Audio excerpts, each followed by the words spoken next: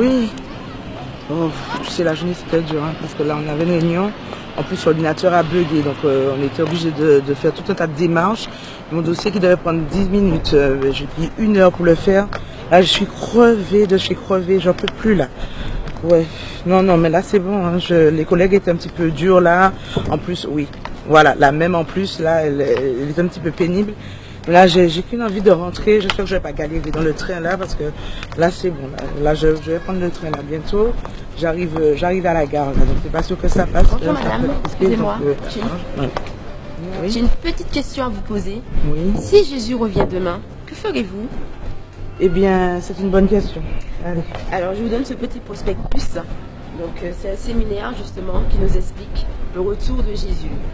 Il reviendra bientôt et il faut que vous soyez prête pour le retour de Jésus. Mais là, Ce serait dommage de rater l'appel du Seigneur. Mais là, je ne vais pas rater le train. Merci. Mais ne ratez surtout pas l'appel. Merci beaucoup. C'est le plus important. Merci.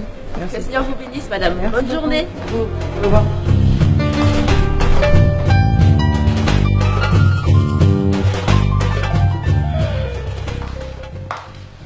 Bonsoir chérie.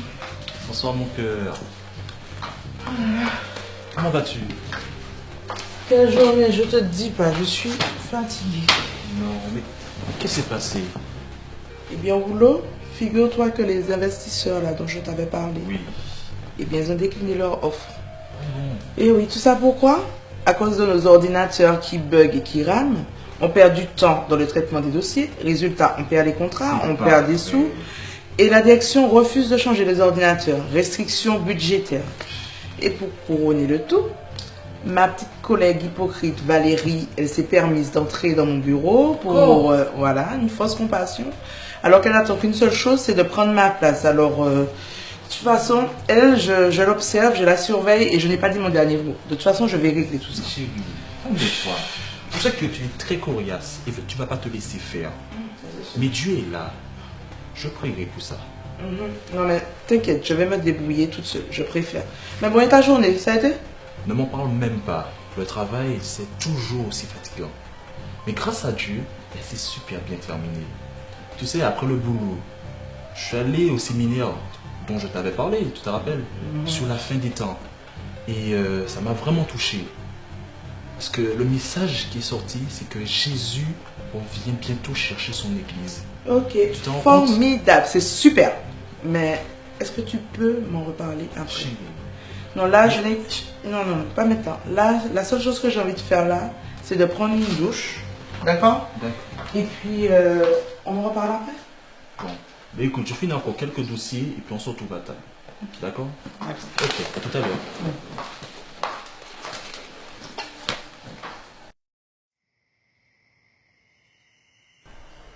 Chérie, je vais te parler du séminaire sur la fin des temps. Oui? Celui que tu n'as pas vraiment tout entendu. En fait, il était vraiment profond. Il parlait du retour de Christ. Je sais que tu ne veux pas trop écouter ce que je te dis. Puisque moi aussi, à une époque, voilà, j'étais un peu réticent. Mais prends ce temps. C'est très important pour toi. Emmanuel, arrête. D'accord? Tous les soirs, tu me parles de Dieu. Depuis ta conversion, je n'entends que ça. Chérie, comment ne veux-tu pas que je t'en parle de quelque chose qui est très important pour ma vie, mais pour ta vie surtout? Parce que Jésus, lorsqu'il reviendra, il va enlever son église. Et s'il revenait maintenant, que ferais-tu? Chérie, pas ce soir. D'accord? Là, la journée a été vraiment trop fatigante. Je suis exténuée et... Mais chérie, Il est tard. Il est tard. Je préfère me coucher. Et d'ailleurs, tu dois faire la même chose. Ok? Bonne nuit. bonne nuit. Dieu Tout-Puissant, je te prie ce soir. Je t'invoque, Seigneur, afin que tu puisses te révéler à Sarah, comme tu l'as fait avec moi. Seigneur, ton amour est immense. Et tu ne tiens pas compte des temps d'ignorance. Alors ne tiens pas compte du temps, Seigneur, que Sarah est en train, Seigneur, de te refuser. Mais maintenant, agis. Je te prie parce que j'aime ma femme. Et j'aimerais vraiment qu'elle soit sauvée et enlevée avec toi. Sois loué, Père, dans le nom de Jésus. Amen.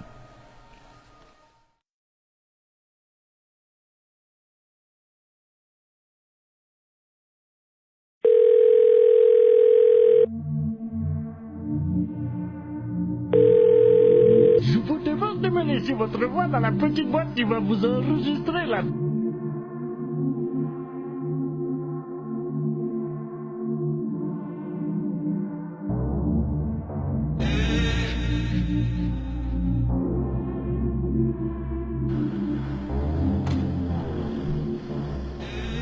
Madame, arrêtez-vous, arrêtez-vous.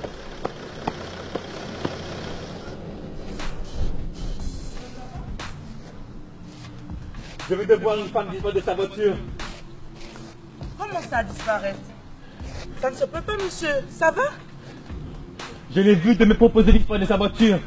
Elle s'est dépassée sur la droite. Mais une personne ne peut pas disparaître. C'est pas Je vous possible. dis. Monsieur? J'étais dans ma voiture et là mes enfants ont disparu. Je sais pas. Vous enfants aussi? Oui. Mais c'est pas... En un instant, je sais pas. Oh mon Dieu! Oh mon Dieu!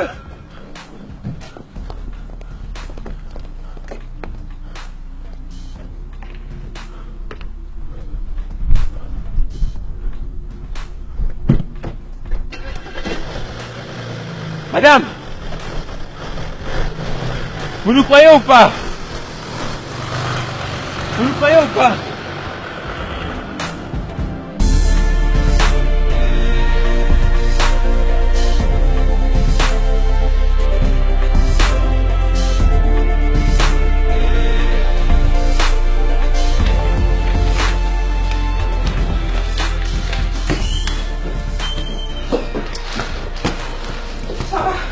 Anne, justement, vous savez où se trouve le dossier 22045? Impossible de mettre la main dessus. Sarah, mais vous semblez pas être au courant de ce qui se passe. Au courant de quoi? La moitié des employés a disparu. Jimmy, Elise, Yann et les autres, je comprends plus rien. Anne. Respirez, soufflez, d'accord? De quoi parlez-vous? C'est la panique générale, des gens disparus en une fraction de seconde. Pas tout le monde, apparemment. Sarah, Valérie, vous n'avez pas disparu, vous. tout comme vous. Voilà le dossier 22045. Anne, ressaisissez-vous, voyons. Ne cédez pas à la panique.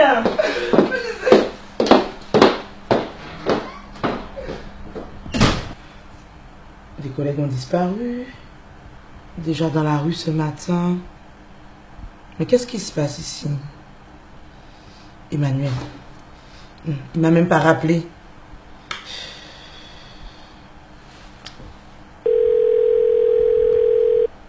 Je vous demande de me laisser votre voix dans la Encore le petite boîte répondeur, qui mais va c'est pas vous possible, ça. enregistrer là tout de suite là.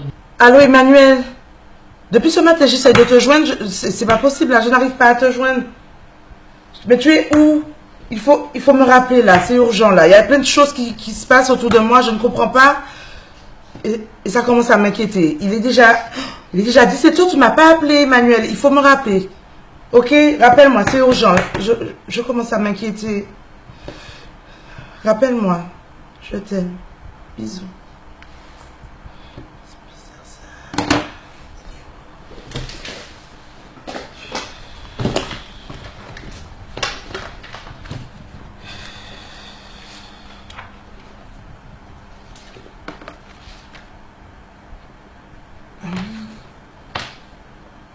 Et c'est hier qu'elle m'a donné ça. Le séminaire sur la fin des temps. Peut-être que j'aurai des réponses à mes questions. Ah, il y a une adresse. Allez, je vais y aller. Oui, j'y vais.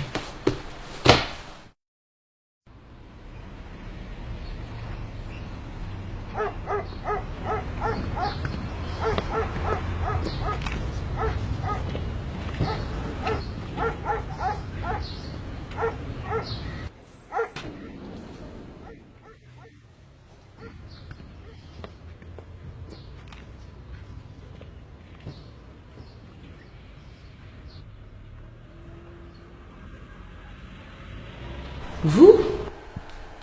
Mais je vous reconnais. Vous êtes la dame de la gare. Mais qu'est-ce qui se passe ici? Il y a des enfants qui ont disparu, il y a des collègues qui ont disparu. Je n'arrive pas à joindre mon mari. Mais qu'est-ce qui se passe ici, là? Dites-moi. Qu'est-ce qui se passe? Votre mari a été enlevé, madame. Mais non. Tous ceux qui ont accepté le Seigneur Jésus sincèrement dans leur cœur ont été enlevés. C'est l'enlèvement de l'Église. Comment ça? Regardez.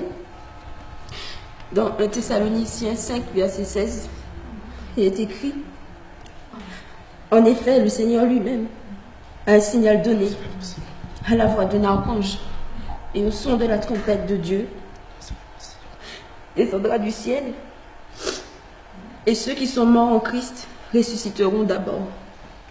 Ensuite, nous, c'est-à-dire votre mari et tous les autres qui seront encore en vie, seront tous ensemble enlevés avec eux sur des nuées à la rencontre du Seigneur dans les airs. Et ainsi, ils seront toujours avec le Seigneur. Mais c'est pas possible. Emmanuel avait raison. Alors, tous les soirs, il me parlait de Jésus. Hier soir encore, il m'a parlé de séminaire sur la fin des temps. Mais je le voyais balader. Je le voyais balader. Mais c'est pas possible, ça.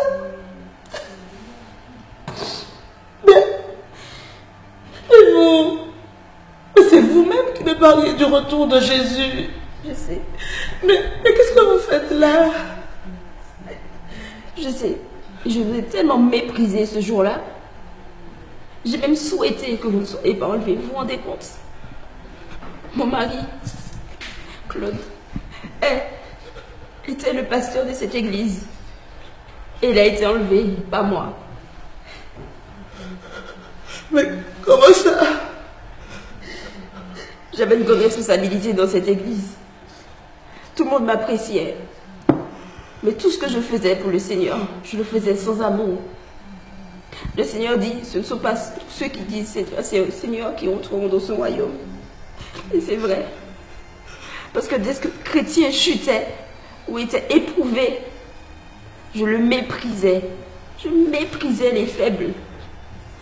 Claude, mon mari, lui, il priait avec foi, avec amour, persévérance. Et lui, il a été enlevé, pas moi.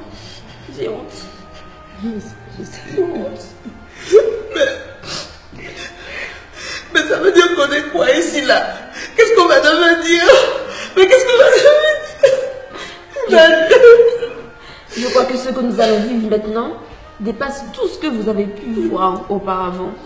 La puissance du mal sera déployée avec force. J'ai aussi peur que vous. Mais,